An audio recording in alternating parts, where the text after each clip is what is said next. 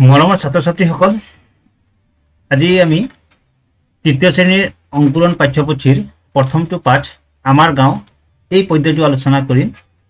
তোমালোকে মনোযোগেৰে শুনি যাবা। আমাৰ গাঁও শুৱনি আমাৰ ভৰা গাঁওখনি, শুৱনি আমাৰ ঘৰ, পদূলি মুখত গধূলি গোপাল ফুলি থাকে মনোহৰ।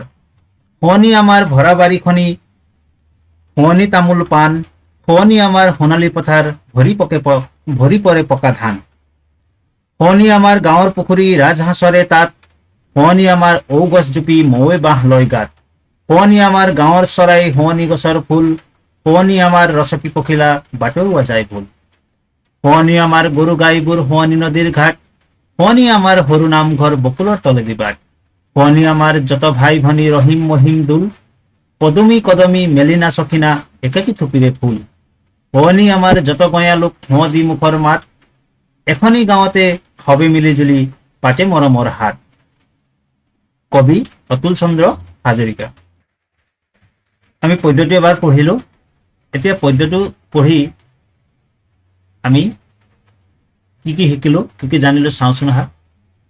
ইয়াত কেইটামান প্ৰশ্ন দিয়া আছে, এই প্ৰশ্নসমূহৰ উত্তৰসমূহ আলোচনা কৰিম। পদূলি মুখত কি ফুল ফুলে?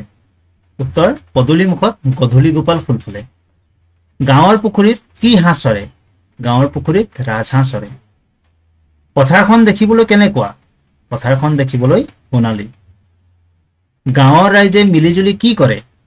উত্তৰ, গাঁৱৰ ৰাইজে মিলিজুলি মৰমৰ হাট পাতে।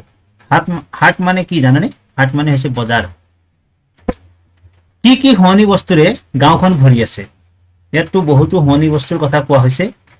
তাৰ ভিতৰত তামোল পাণৰ বাৰী, সোণালী পথাৰ, পুখুৰী, ঔ গছজোপা, চৰাই, ৰচকী পখিলা, গৰু গাই, সৰু নামঘৰ, ভাই ভনী, গঞালোক আদি।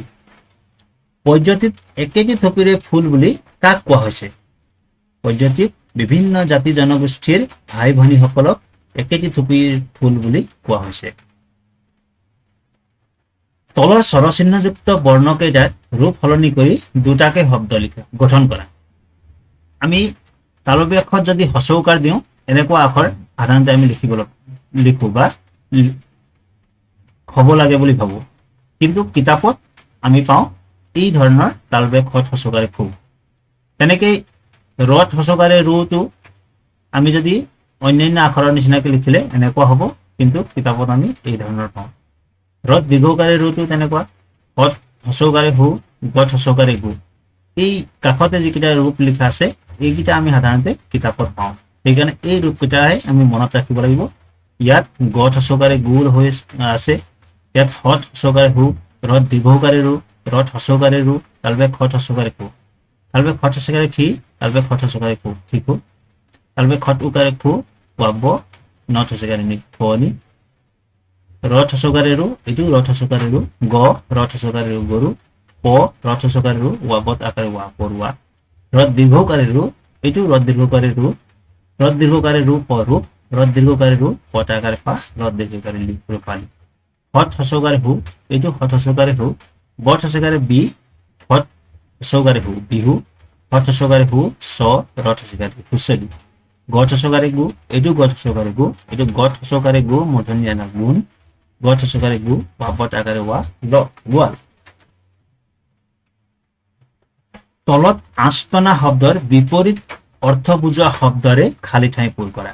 তোমালোকে কিতাপত চাবাচোন, এই প্ৰথমটো এনেকে আঁচটনা আছে, আৰু এই আঁচটনাটো কি লিখা আছে ইয়াত? ক নম্বৰত সৰু, সৰুৰ বিপৰীতটো হৈছে বৰ, কিন্তু পাছফালৰ খিনি একে আছে। আমি পাছফালৰ খিনি বদলি কৰিব নালাগে, যিখিনি আঁচটনা আছে তাৰহে বিপৰীত আমি ইয়াত চাব লাগে। ইয়াত ভৰা বাৰীখনিৰ বিপৰীতটো হ'ব খালী বাৰীখনি, অৰ্থাৎ একো নাথাকিলে আমি খালী হৈ থকা বুলি কওঁ। পকা ধান আৰু এইটো কেঁচা ধান, তলেদি বাট, এইটো ওপৰেদি বাট। ছাত্ৰ ছাত্ৰীসকল, এই পাঠটো আমি ইমানতে সামৰিছো। আমি পাছত বহলকৈ আলোচনা কৰিম। তোমালোকে এইখিনিকে ভাল ধৰণে পঢ়িবা, আৰু এই প্ৰশ্ন উত্তৰখিনি তোমালোকে যিমান পাৰি নিজৰ নিজৰ বহীত লিখিবা। ধন্যবাদ।